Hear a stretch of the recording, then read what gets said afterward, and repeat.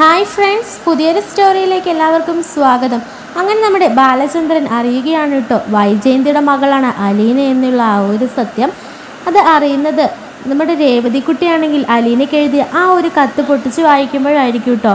അങ്ങനെ ബാലചന്ദ്രൻ്റെ മനസ്സും ശരീരവും തകർന്നു പോകുകയാണ്. ഇത്രയും നാളും താൻ ചതിക്കപ്പെടുകയാണെന്ന് മനസ്സിലാക്കിയ ബാലചന്ദ്രൻ ആ ഒരു മൈനർ അറ്റാക്ക് വരെ വന്നിട്ടുണ്ടായിരിക്കും കേട്ടോ. അങ്ങനെ ഈ ഒരു ദേഷ്യവും വിദ്വേഷവും ഒക്കെ അലീനയുടെ നേർക്ക് തീർക്കാനിട്ട ബാലചന്ദ്രൻ ഇത്രയും നാളും ഈ സത്യങ്ങളൊക്കെ മൂടിവെച്ച് ഇപ്പോൾ അത് മറ നീക്കി നീ പുറത്ത് വന്നത് എന്തിനാണ്? ഞങ്ങളുടെ കുടുംബജീവിതം തകർക്കാൻ വേണ്ടിയിട്ടാണല്ലേ? എൻ്റെ കുഞ്ഞുങ്ങൾ വളർന്നു വന്നു, അവർ പറക്കുമുറ്റ പ്രായമായി, അവരുടെ നാണം കെടുത്താനാണോ ഇനി നീ ഈ ഒരു പേരും വന്ന് ഈ ഒരു അവകാശം പറഞ്ഞ് ഇവിടേക്ക് എത്തിയത് എന്നൊക്കെ ചോദിക്കാൻ കേട്ടോ. എന്തായാലും എല്ലാവരും ചേർത്ത് എന്നെ ചതിച്ചില്ലേ എന്നൊക്കെ പറയുന്നുണ്ട് കേട്ടോ. അലീനയ്ക്കും സങ്കടം സഹിക്കാൻ വയ്യാതിരിക്കുകയാണേ.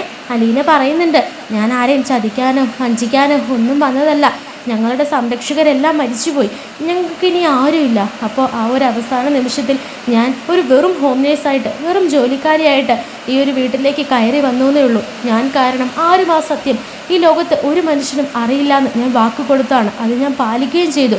പക്ഷേ ആ ഒരു കത്ത് പൊട്ടിച്ച് വായിച്ചതോടല്ലേ സാറ് മനസ്സിലാക്കിയത് എൻ്റെ നാവിൽ നിന്നും ഇനി ആരും ഇത് അറിയുക പോലും ഇല്ല എന്നൊക്കെ പറയാൻ കേട്ടോ. നീ അറിയിച്ചില്ലല്ലോ, എൻ്റെ ചങ്ക് തകർന്നു പോയി, എനിക്കിനി ജീവിക്കേണ്ടെന്ന് വരെ തോന്നുകയാണ്. ഇത്രയും നാൾ ഞാൻ കബളിക്കപ്പെടുമല്ലേ എന്നോർത്തിട്ട് എൻ്റെ മനസ്സ് നീറുകയാണ്, നിനക്കറിയുമോ എന്നൊക്കെ ചോദിക്കാൻ കേട്ടോ. ബാലചന്ദ്രൻ്റെ ആ ഒരു നിസ്സഹായ അവസ്ഥ കണ്ടിട്ട് അലീനയ്ക്ക് കൂടെ സങ്കടം വരികയാണ്.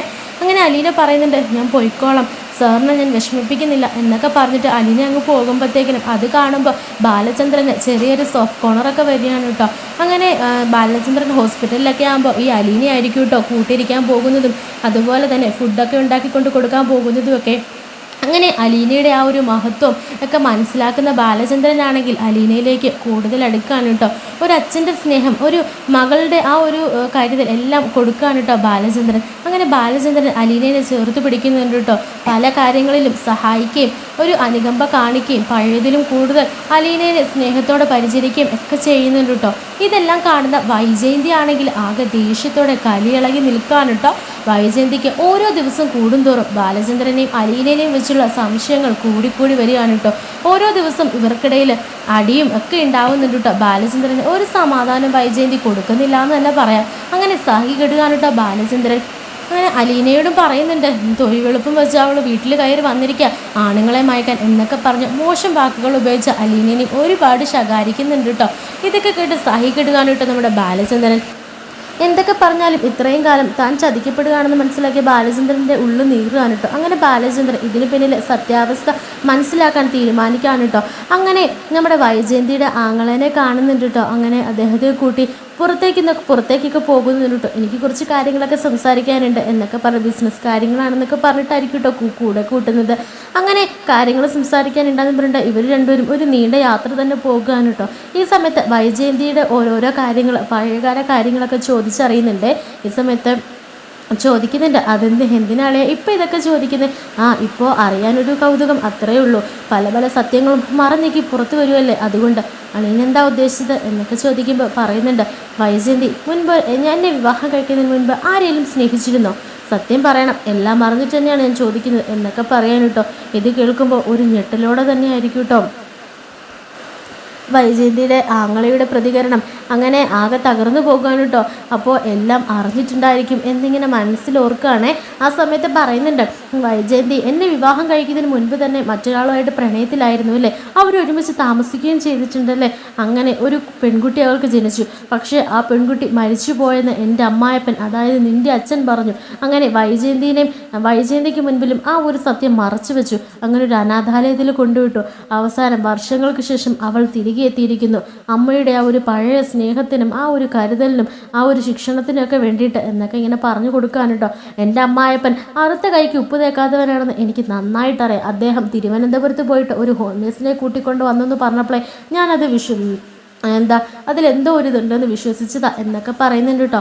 എന്നിട്ട് പറയുന്നുണ്ട്, കുടുംബ മഹിമയും സൗന്ദര്യവും വിദ്യാഭ്യാസവും എല്ലാമുള്ള ഒരു പെൺകുട്ടീനെ വീട്ടുജോലിക്കാരൻ്റെ മകൻ്റെ വിവാഹം ആലോചിച്ചപ്പോഴേ ഞാൻ ചിന്തിക്കേണ്ടതായിരുന്നു. ഇതിന് പിന്നിൽ എന്തോ ഒരു വലിയ ചതിയുണ്ടെന്ന് ഇപ്പോഴല്ലേ മനസ്സിലാക്കിയത് എന്നൊക്കെ പറയാൻ കേട്ടോ. അതൊക്കെ കാലങ്ങൾ കഴിഞ്ഞു പോയില്ലേ, ഇനി ഇതെല്ലാം മറന്നൂടെ എന്നൊക്കെ ഇങ്ങനെ ചോദിക്കുമ്പോൾ തനിക്ക് ഇങ്ങനെ ഒരു അവസ്ഥ വന്നിരുന്നെങ്കിൽ താൻ ഇങ്ങനെയാണ് പ്രതികരിക്കുന്നത്. അത് ആ ഒരു അവസ്ഥയിലൂടെ കടന്നു പോകുന്നവനെ അതിൻ്റെ വിഷമം അതിൻ്റെ ബുദ്ധിമുട്ട് മനസ്സിലാക്കുകയുള്ളൂ.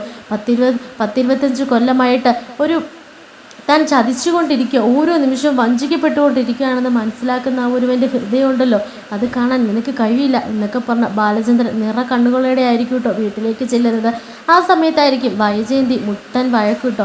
അങ്ങനെ വൈജയന്തി അമ്മയോടും പറയുന്നുണ്ട് കേട്ടോ, അത് ബാലചന്ദ്രൻ്റെയും അലീനയുടെയും പോക്ക് ശരിയല്ല എന്നും അവർ തമ്മിൽ എന്തൊക്കെയോ ഉണ്ടെന്നും ഒക്കെ പറയുന്നുണ്ട് കേട്ടോ.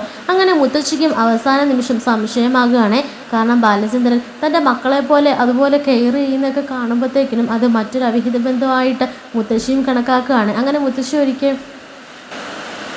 മുത്തശ്ശി അവസാനം സഹി കെട്ടിട്ട് ബാലചന്ദ്രനോട് ചോദിക്കാൻ കേട്ടോ, മുത്തശ്ശിയല്ല നമ്മുടെ വൈജയന്തിയുടെ അമ്മ ബാലചന്ദ്രനോട് ചോദിക്കുകയാണ്, ബാലചന്ദ്ര, വൈജയന്തി സംശയിക്കുന്നതിൽ എന്തെങ്കിലും അർത്ഥമുണ്ടോ? ഞാൻ നിന്നോട് ചോദിക്കുന്നത് തെറ്റാണെന്ന് എനിക്കറിയാം, പക്ഷേ കുറച്ച് ദിവസങ്ങളായിട്ട് നിൻ്റെയും അലീനയുടെയും പെരുമാറ്റം കാണുമ്പോൾ എനിക്കങ്ങനെ തോന്നുന്നു എന്നൊക്കെ പറയാൻ കേട്ടോ. ഇത് കേൾക്കുമ്പോൾ അവസാന നിമിഷം നമ്മുടെ ബാലചന്ദ്രൻ്റെ ക്ഷമയുടെ നെല്ലിപ്പലക കണ്ടു എന്ന് തന്നെ പറയാം. അങ്ങനെ പൊട്ടിത്തെറിക്കാൻ കേട്ടോ.